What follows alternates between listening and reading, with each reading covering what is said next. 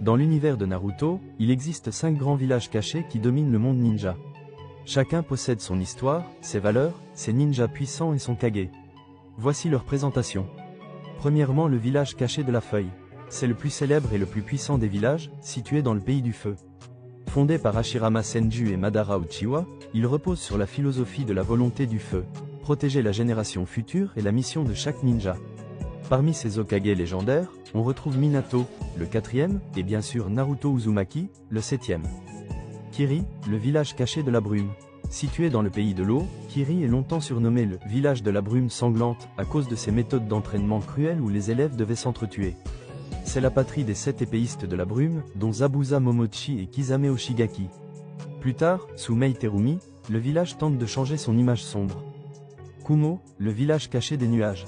Installé dans les montagnes du pays de la foudre, Kumo est réputé pour la puissance physique et les techniques de foudre de ses ninjas.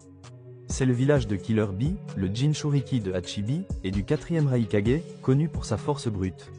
Leurs shinobis privilégient la vitesse et l'endurance au combat. Iwa, le village caché de la roche.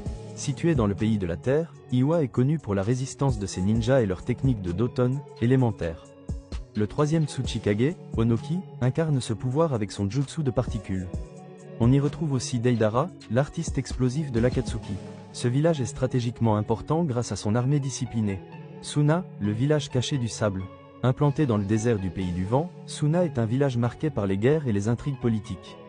Son arme la plus redoutable fut Gaara, ancien Jinchuriki de Shukaku, qui deviendra plus tard Kazekage et symbole d'espoir. Les techniques de sable et de marionnettes sont la spécialité des ninjas de Suna. Ces 5 villages représentent les piliers du monde ninja, chacun avec sa culture, son Kage et ses légendes. Et toi, si tu étais un ninja, dans quel village aimerais-tu vivre ?